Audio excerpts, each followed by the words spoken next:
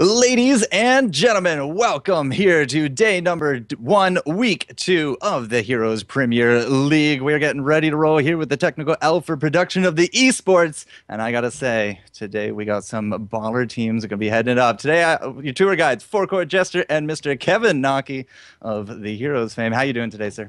I'm doing pretty good, man. I am super looking forward to commentating some Heroes. We got to do a little bit on YouTube the other day, but to be honest, I've worked on this game for a really long time and excited to actually do some competitions for it. This is gonna be awesome!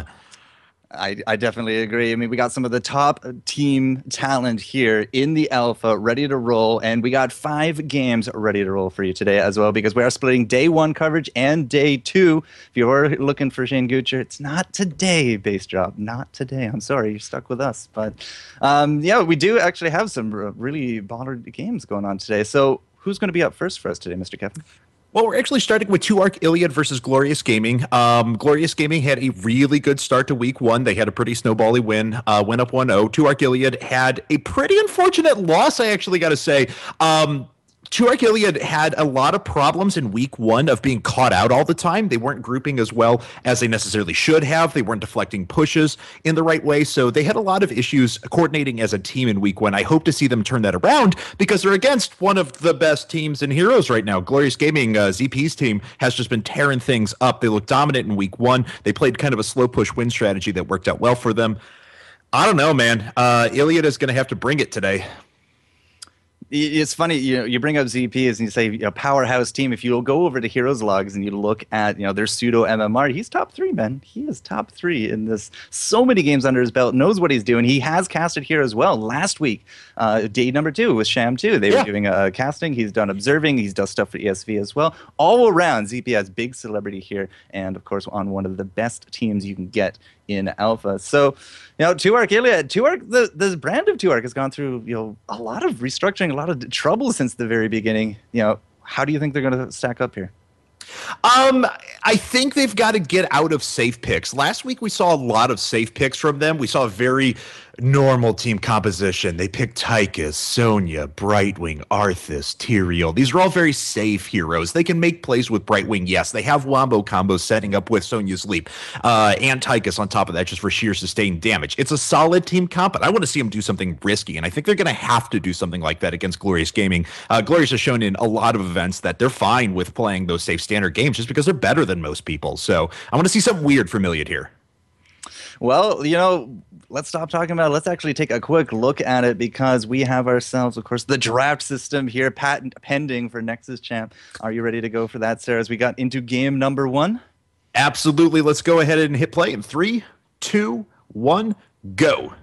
All right, so this is our picks and ban system. As you can see, for 2Arc.Iliad, we have Quibsy, Acedia, 2369, Keyfers, Furious D, and Lag Force. On Glorious Gaming side, we have Cawthon Luck from StarCraft 2 fame, in StarCraft fame, Syracuse, ZPS, who we talked about before, Glarung, and Soma. And the 2 first bans, no real surprise on Glorious Gaming side. Tychus, arguably the strongest hero in the entire game right now. The Stitches ban out of Iliad, though, is kind of cool. We've seen Stitches actually banned a lot more recently. His disruption is just so good. His disruption and his ability to create those picks. It's just 5-on-5 situation. You grab someone, eat them. You used to be able to sprint, not anymore, unfortunately. Did get nerfed out in the latest update, but that is a very powerful thing. It forces your opponents to continuously dodge around them, and not dealing with it is definitely a good move. Yeah, and on Cursed Hollow, Stitches is just unstoppable around those tributes. All right, so we did have a first pick, Arthas. Again, no surprise there. In banning out Stitches, they probably banned out the second best warrior that's available, so they took the best. And Arthas is great right now. He's an awesome frontline. He gets in there and he damages constantly. No real surprises there, and it's just hard to get him out of fights, too.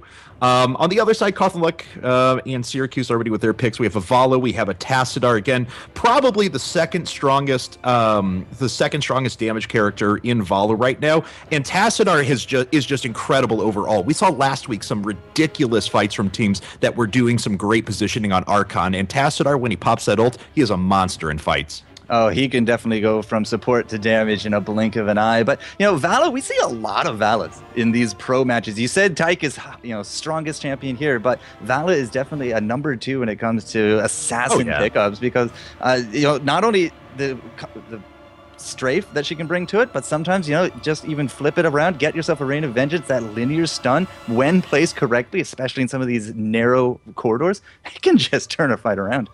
Oh, yeah, of course. And the reason you see Tychus being banned out instead of Vala, given how strong she is because Tychus is just a little bit better at everything. If you take Odin, you have a second life in the middle of fights with additional damage-dealing abilities. He has escapes. He has ridiculous sustained damage. And despite his slightly shorter range, if you position him well, obviously he's a superior damage dealer.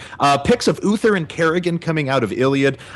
Kerrigan is something that we only saw a little bit last week in competition. She's certainly great, and it looks like they're setting up for a lot of stun damage here. Uther, of course, is that support that just sits in and stuns you all day long. So if they can set up some cool ganks between Uther and Kerrigan, I really like that pick.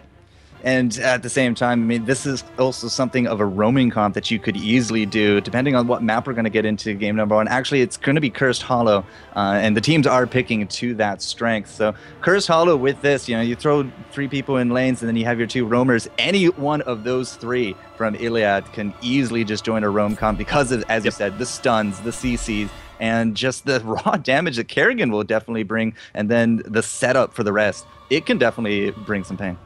Totally agree with you. And back on Glorious Gaming side, we saw Tyrael and Sonya picked. Tyrael is awesome. I love playing Tyrael right now. He's so much fun. I would say more than any other warrior in the game right now is the best at lane clear. He's the best at just being a bully in lane, and he's able to stand toe-to-toe because I'd say he has one of the best escapes in the game with his Q.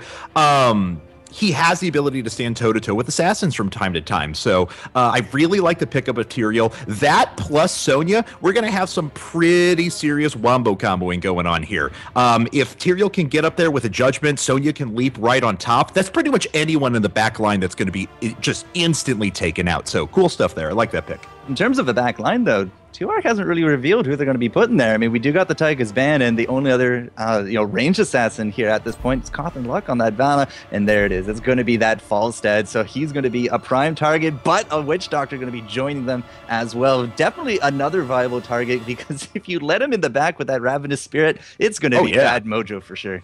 And, last week we had some of our analysts talking about that Nazeebo's being played a little bit more just because his sheer amount of damage with Ravenous Spirit is just silly. Plus, he has obviously Zombie Wall, so he has a good CC available to him, and he has good solid damage. So Nazeebo's a fine character, but you usually pick him last when there's not one of those characters that can just kind of immediately erase him from the back line. So usually it's a big warning sign if you see Diablo, right? Because Diablo triggers Apocalypse. Oh, no more Ravenous Spirit. Oh, well. It's a really good counter out to that. But in this case, we already have Judgment from Tyrael. We already have Leap from Sonya. I mean, I guess if they can position Nazeebo well, it'll be fine. But Glorious Gaming is going to have a lot of opportunity to dive in on Nazeebo, and I'm a little bit worried about how well he'll do. Well, we're just going to try to figure out the last pick here. It's going to be a Rhaegar to go with the comp here for Glorious Gaming. I got to say, looking at Vala, looking at Tasnar, and then maybe a Bloodlusting Soma on Rhaegar, that is some sweet, sweet damage, Mr. Kevin. But at the same time, an Ancestral on any of these bruisers, with the Sonya, with the Tyrael, and then an Archon with shields for days, that's almost a nigh unkillable unit right there. 10 seconds. Yeah, that is actually pretty crazy. So I hope he takes Ancestral Spirit, especially given the amount of damage we see here from 2Arc.Iliad. Basically, they're going to want to jump on top and just wombo combo immediately and see if they can get damage done. And given the team comp that Glorious Gaming has picked here, I don't know if they're necessarily going to be able to do it. There's a lot of disruption. There's a lot of CC coming out of Glorious Gaming. They have a huge amount of damage once Archon gets popped between Tassadar and Vala. So, I don't know, man. This could get rough. Well, the only way to find out how it's going to be going down is if we jump into game. So, Mr. Kevin, without further ado, are you ready to roll? Let's do this! Let's get started here in 3, 2, 1, go.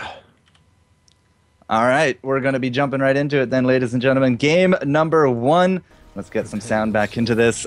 Here on week 2, day 1, Forko Jester and Kevin Naki going to be bringing it to you. ZP's crew here on the left, and of course, the rest on the right. We got some pretty baller team comps for the curses, and it's all going to be about these curses, Mr. Kevin. Oh, absolutely is. And it's kind of funny that it ended up being Cursed Hollow. Of course, these teams don't know what map they're going to have. They do have to queue into the system against each other. So had that Stitches pick still been up, I would have loved to see it on Cursed Hollow. It's always so much fun. But there we go. So looks like ZPS is going to head up here into the top lane, take control of that vision with Tyrael. No one's engaging for a quick pickoff here at the beginning. Oh, but he runs directly into Kiefer's and Quibsy. Dashes out of there with his Q, though. No harm, no foul. Yeah, you said one of the best escape abilities of the game, and you can see it right there, saving his bacon. But 3 up top here from the Iliad. Ooh, that could be a very rough lane if they stick to it. But remember, these guys have a really good roam comp ready to roll. Yes, they do, and that's something we're going to have to watch out for because Kerrigan is kind of the ultimate in that roam comp. If she lands a couple of stuns on people, no one's getting away. No one's getting away from Kerrigan, especially if she has someone who can follow up with the stun too, and they have that in the form of Uther. So a little bit of poke damage here back and forth in all lanes. I mean, this is kind of crazy in top lane just because the wave clear is real between both of our players there. So that's going to be a standstill and kind of an interesting lane to watch. It's going to have to rely on ganks. Now, something else to note is that Kerrigan and Arthas, they can both actually go in Venom, level 4. And that can really delete a squishy. But speaking of delete the squishy, Leg Force top, he's going to get jumped on, and 3-on-1 was not his day. He's going to be the first blood going down. Nope, he dies immediately, and a really, really nice gank there from Glorious Gaming. At the same time, though, give credit to 2Arc here. They're trying to do some sneaky invade action, take out these knights before anyone else can react to them. But of course, this low level, it is going to take a long time for that to happen, and I think that Glorious Gaming is privy to this. They're starting to collapse on him right now. Yeah, well, hey, when you're not on the map, you got to be somewhere, and they're going to be absolutely correct. Finding Keepers there in the back lane, and that is just going to be so much damage to deal with. Cawthon Luck in the back as well, completing the body block, and they're going to take 2 kills home for their troubles and the Knights. Keevers and Quibsy go away, but Knights going back to Glorious Gaming now. They're already at a level advantage. This is already pretty rough now for 2Arc.Iliad. I'm going to try and make their stand, though. Looks like they're just going for more objectives at the moment. No, 2 were turning towards those Siege Giants over at the right-hand side, but they decide instead to hold this 3-man push because that behind Knights at level 5 could be a dead fort if you're not watching. Yeah, well, you see already the pressure there in the mid. Soma's actually going to get caught out by the Frost there from Arthas, but maybe it's going to be Glorying instead. Uses the Ancient Spear, tries to get some pressure there on top of Kiefer's, but this is just barely going to be enough to come in with the reinforcements here from the rest of Glorious Gaming. They are going to kill off the Kerrigan and push back the rest. Iliad is still not looking so good. No, unfortunately, what could have been a nice little turnaround for them and a sneak of a kill turns into yet another death for Kerrigan. So Kiefers is going to make his way back into the tribute. Good damage being applied to Rhaegar and Sonya so far, but the sustain is real. Between Whirlwind and Rhaegar's chain heal here, there's no real reason why Glorious Gaming can't fully commit to trying to take this tribute. And just with 3 members of the team, they're already bullying everyone out of this tribute. Oh, nice job there. Uther sneaks back in, makes him delay for a little while longer, and the rest of the team is going to collapse. Tacit are cut out, or Uther cut out in the middle. He dies. He's got about 10 seconds now where he can apply some more damage, but the rest of 2Arc.Iliad can't catch up. This is a rough early game for them. Yeah, and it's a lot of actual time being spent here at this objective. Of course, Uther in ghost form is like the bane of all objectives anyways. You want to try to concentrate down there, well, his ghost is haunting you for a little bit. No, can't do. But Glorious is going to get the first tribute. Glorious gets the first tribute. Now, at least to their credit, Lag Force has done a pretty decent job up here against ZPs. Tyrael is bullying him out pretty much every time, but he could be doing this could be worse, I should say, for the Witch Doctor. Lag Force has done a nice job of just sitting in here and continuing to farm up. And that is something that Witch Doctors do extremely well because of that Voodoo Ritual passive. They get such insane sustain that they can just easily 1v1 and keep that lane pushed as often as they want, and especially later on as well because he is likely getting tankier by the talent. Yeah, and I do want to point out that in addition to Death Ritual, Nazeebo did take Merklord, so he is going to be looking for some big old camp farming later on in this game. All right, so Glorious Gaming is coming in against these Knights here, and there's really no position, unfortunately, for 2Arc to contest that. They don't know what's happening for 1, but for 2, their roving members were sitting next to Knights trying to take those at the same time. So now with Knights down, oh wow, it opens up Glorious Gaming to go after this Golem here at about 5 minutes into the game. That's crazy. Yeah, it's definitely a bit of a riskier move, but hey, if you know where your opponents are, it's not really a risk at all, is it? If they can actually solidify this and then turn their attention back to this impending tribute, that is just going to be terrible amount of damage up against the Iliad, because they have to make a decision. They have to deal with these creeps or they have to go for the tribute, but either way, it's advantage going the way of Glorious.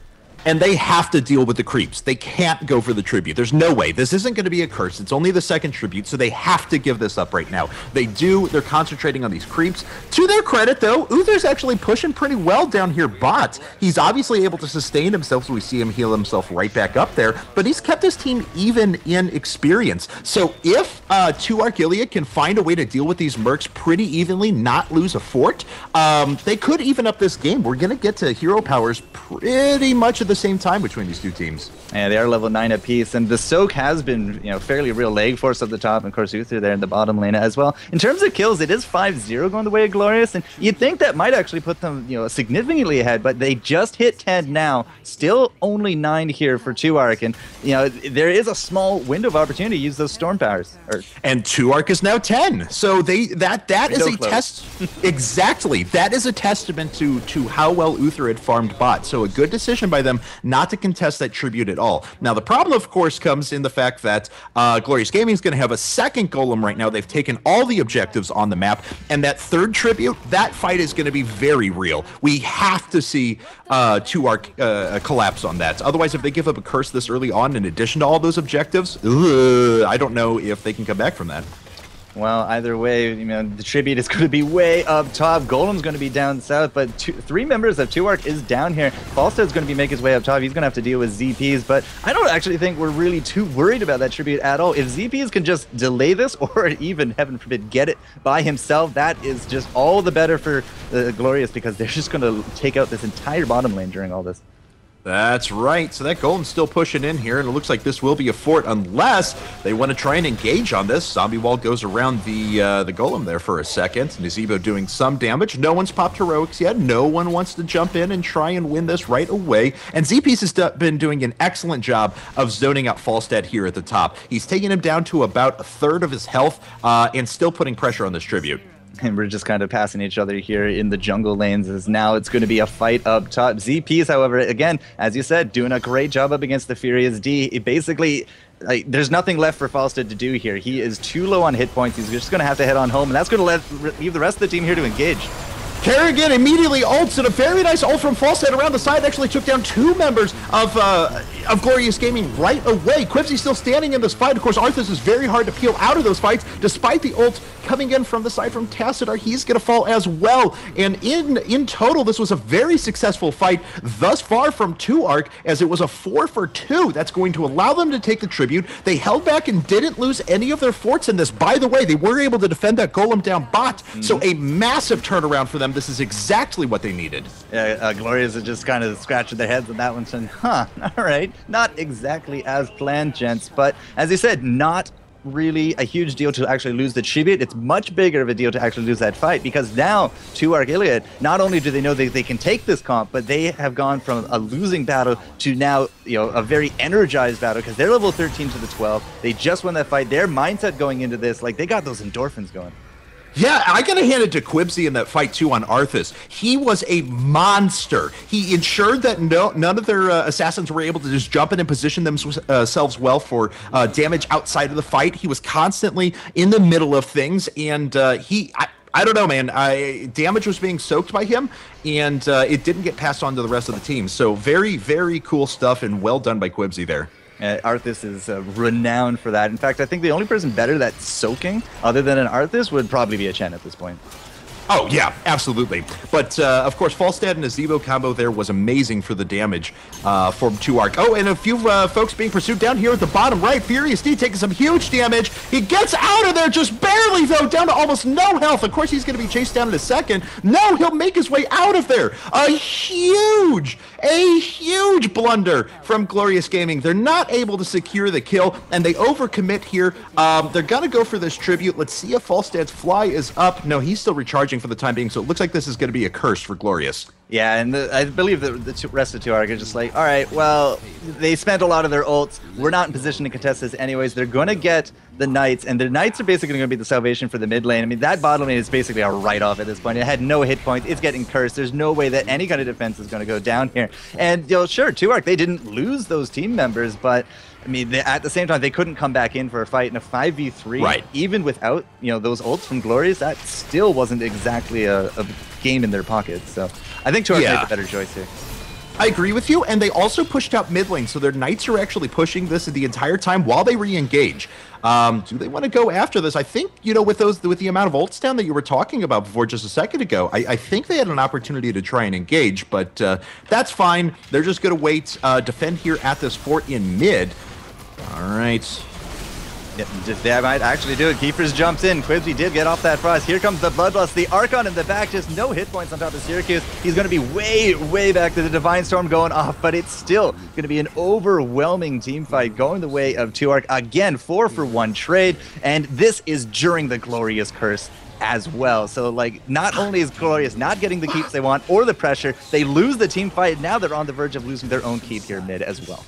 Keefers, round of applause to you. Kerrigan got in there. She did not get picked off, and I think that he just picked up like 4,000 damage during one fight. So yeah, even though Kerrigan went down, pretty much did about 60% of the total team damage there. So really well done. That death was certainly not in vain. Allows them to pick up a fort. They're going after this golem here at the top. They grab that as well. Things are now looking very good for 2Arc.Iliad. Glorious Gaming, they've got some work to do. They control the beginning of this game, but they are letting themselves get run over now. Well, I mean, it just goes to show your early game doesn't necessarily cement you into a late. This is a game of comebacks and a game of objectives. You got to make those better choices. Team comps as well might be early, weak, but late game strong. And I think that Iliad is the 2Arc.Iliad is really playing to their comp. Oh, and look at this. They collapse on the bottom golem before anyone else can show up. Of course, Tassadar, of course, does have that Oracle ability. He's able to reveal everyone, and that immediately forces the disengage from from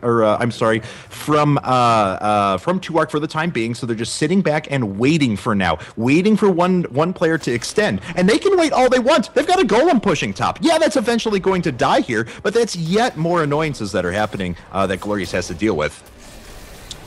Well, the Golem battle and the Golem footsies are two separate things at this point. The Golem is, he's the prettiest girl at prom right now. Everybody wants to take his hand and just lead her down that lane, but nobody's really engaging. We're scared both ways because a team fight, a misstep at this point in the game could result in disaster for either side. Oh, yeah, absolutely. And that's why they're playing a bit scared right now. Arthas versus Rhaegar, nothing's going to happen there. That'll just be a delay here when the team actually comes in. ZP's trying to engage with his Q right on top of Arthas. Of course, Arthas pops his ult. Army of the Dead is active, so he'll be able to sustain basically through this entire fight. But now 2Arc has to make something happen. Otherwise, that Army of the Dead's going to be down for a long time, and it'll be a lot easier for Glorious to re-engage on top of them afterwards. Well, these teams are still trying to play the footsies game, but, you know, as you said, that ult is down. Now Quibsy's going to get caught out. Nothing really left up his sleeve. He is going to drop. We do got the clairvoyance is going down, and that is going to be the signal here for Glorious to finally ask this golem out to that bottom lane, and I do think they are going to get it uncontested. The rest of 2Arc is just going to be backing off. We do, however, have a tribute down here, but again, you know, a bad misstep at this point of the game could be disastrous because they're going to lose not only the golem, but we're also going to pick up the knights here from Glorious and this tribute going into their pocket. Well, there was also a problem as well in the top lane. Leftover from the curse, there were a bunch of minions that were pushing top after the golem went down, and that actually did end up knocking out a fort there and kept rolling forward. So, again, another little disadvantage for 2Arc, and as we said going into that fight, or well, it wasn't really a fight, it was just Arthas getting picked off. Once that Army of the Dead's down, their team fighting potential just gets destroyed, honestly, because they need that sustain from Arthas. We saw how important it was 2 fights ago when Arthas was really the all-star and just kind of stood there and soaked the damage for his team. They have to have that if they're going to engage evenly here. And, well, engaging is something that Glorious is still not doing. That Golem is not really going to get them much in the grand scheme of things if they just kind of let it go. And it does look like they are. ZPs, however, was caught out there by a little bit of frost from Arthas. But, again, that sword coming out really nice for him. And it's not going to be a death. But, again, that Golem, it took, what, quarter? Maybe a bit more than a quarter of that keep. Hardly worth all that dancing. And Glorious sets up an ambush that's just not going to happen. Nope, and they're going to see this here in just a second. They'll have to break or at least, or possibly even just roll back in and take out this fort. Not an ambush.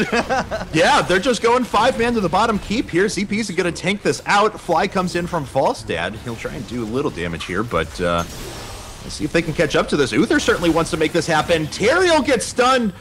He has to throw off his judgment right away. He dies, unfortunately for him, and we'll see how hard 2Arc.Iliad wants to push this. They have one member down. They could potentially go for a tribute up top here in a second or pick off some Merc camps. That's all that's available to them right now, though. The Golems are not coming up anytime soon.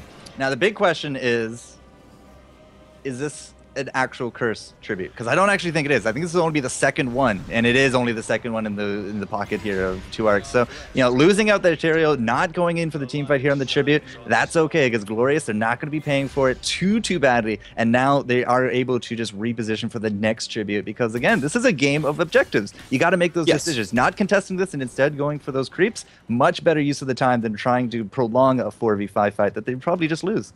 I absolutely agree with you. And one thing I want to give credit to 2Arc.Iliad doing this week as opposed to last week, when they played ESV Wildfire, they were getting caught out everywhere. And ESV Wildfire was grouping from the very beginning. 2Arc, this game, has seized their opportunities and stayed together as a team incredibly effectively, much better than they did last week. So I'm much more impressed with their play. Their coordination is a lot better. So this is going to go right down to the end. Yeah, and you can see Soma, he's going to be taking this watchtower in the bottom lane, because if this tribute is actually going to be spawning here in the bottom lane, that watchtower is going to be invaluable as an early detection system on top of 2Arc here. And, both sides, actually, I do believe, have clairvoyance going back and forth, and they have been trying to spot each other out, and there we go. We're going to actually now go down and take back the tower. So now Glorious knows exactly where 2Arc is. Fortunately, there's just nothing yet to grab. There it is. There's the tribute coming up. This is a very important tribute for 2Arc. It absolutely is. And as we can see, Glorious Gaming, they are ready for this. They are waiting for everyone to walk past their vision. Okay, and as we saw, Tassadar was revealing a good portion of the map there. It didn't allow the rest of 2Arc to catch up. They're going to take these they don't know. First. They don't know. This could be some really good positioning coming out from Glorious, because right now 2Arc is just like, all right, what's the deal? Where are they at? Who's going to be the one jumped? And ZP is not going to be leading the charge. Okay, and they're going through, so they've hit the vision, and 2Arc should know this now. They disengage immediately. Judgment comes in from ZPs, and it hits Falstad, but there's no follow-up damage, so he immediately has to get out of the rest of the fight. Vala doing a little bit of damage. He was shrunken there for a second. Bloodlust pops out from Rhaegar. Uther's been doing a very nice job of taking damage this entire fight. Divine Storm hits actually 3 members of the team, but it's not enough to grab Vala. Vala straight follows up with quite a bit of damage afterwards. ZPs is finally going to go down here. We'll see if he can get a kill off of this. He will, and there are 3 members of Glorious Gaming still remaining to just the 1 member left for 2Arc.Iliad. And Falstad, sorry man, it's not going to work out for you. Oh, he flies. There he goes, just in time. Woo! And he's going to be safe. We're definitely about a 1-second desync. I do apologize, ladies and gentlemen. But overall, again, really nice positioning coming out from Glorious. We saw a Falstad laser earlier in that fight. He got smited out of it by ZPs. That's why the laser came in so late to that fight. Really nice control from both sides. But again, the positioning and that surprise factor coming out from Glorious Gaming, that just served them out just so much better in that fight. They get 4 kills for 2. They get themselves the tribute. It's not going to be a curse here for 2Arc, and a mid keep on top of it. It's like the cherry on top of a birthday cake.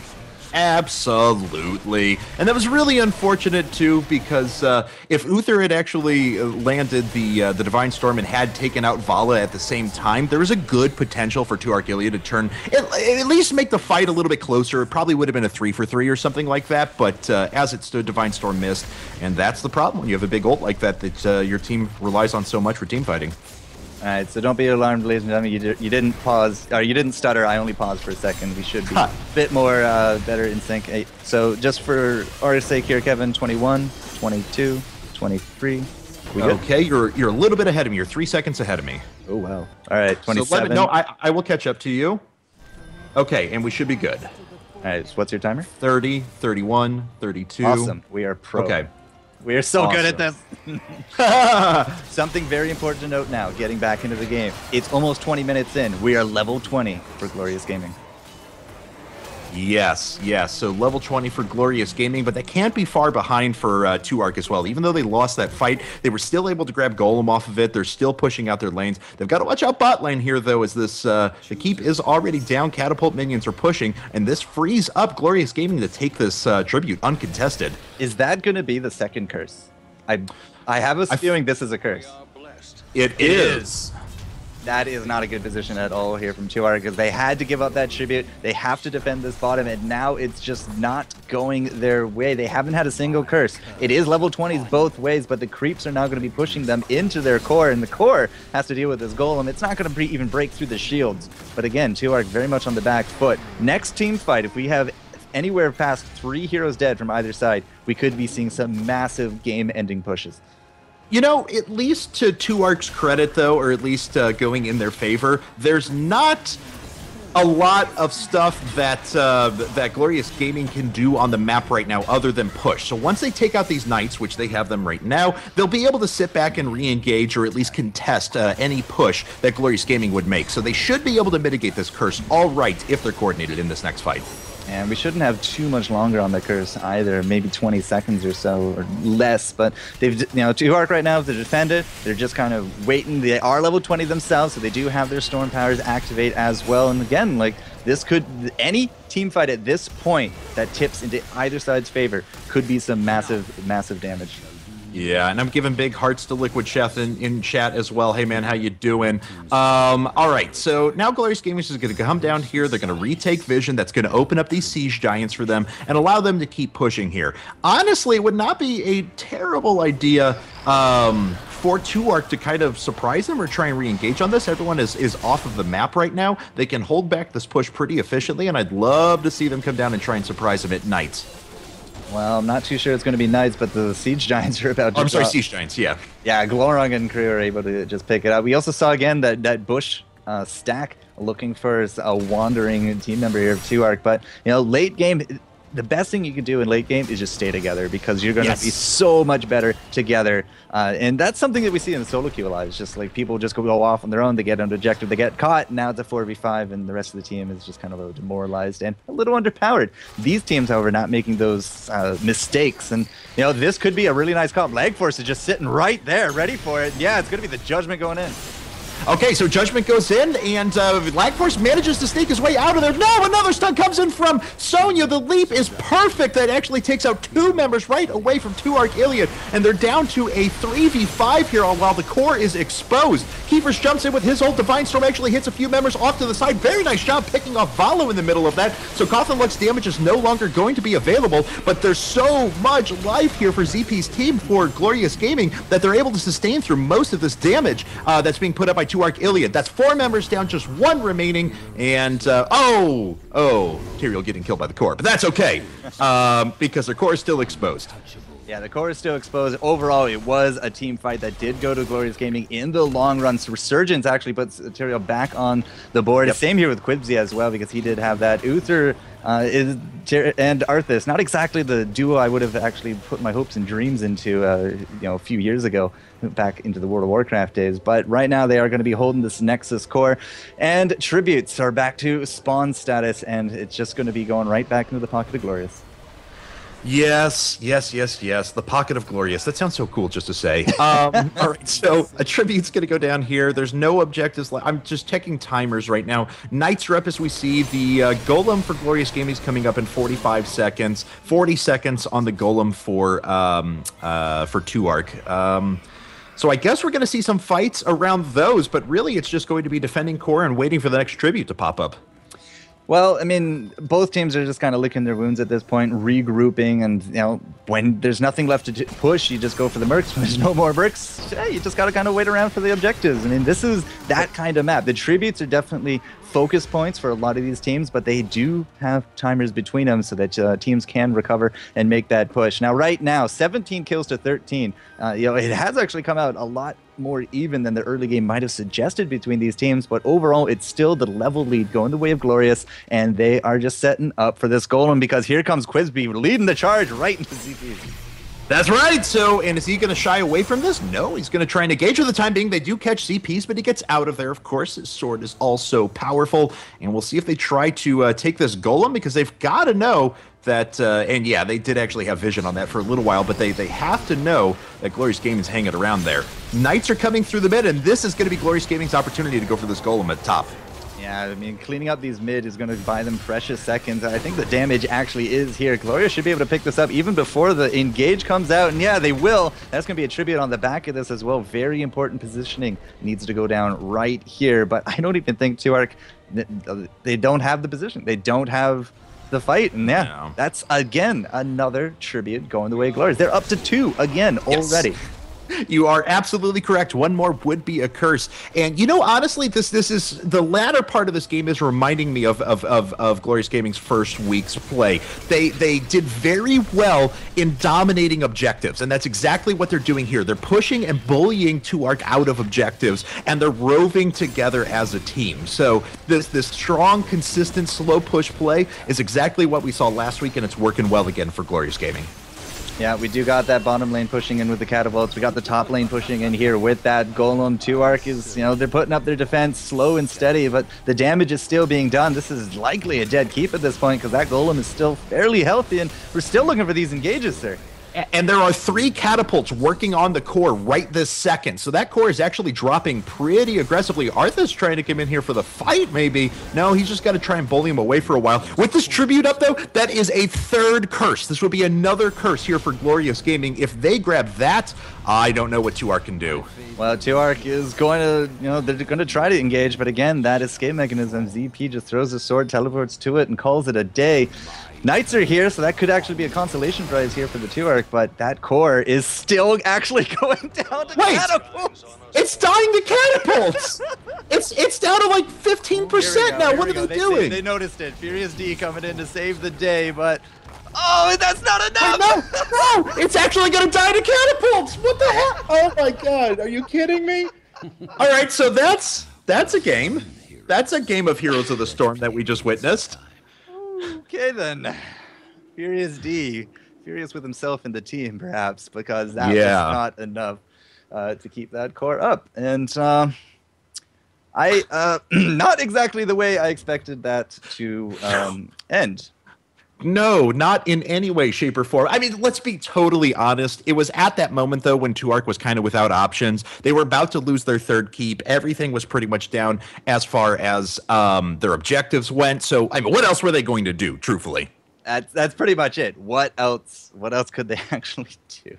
Yeah. Oh, man, oh, man, oh, man, oh, man, oh, man. All right, so game number 1. Congratulations, Glorious. And the 2Arc is going the way of the Glorious, and they win game number 1. Game number 2, My Insanity up against Playing with Pain. They're going to be coming up after a short break here, guys. Don't go anywhere. 4-Core Jester and Mr. Kevin Naki, we're sticking around, and hopefully you will too. So, see you in a few.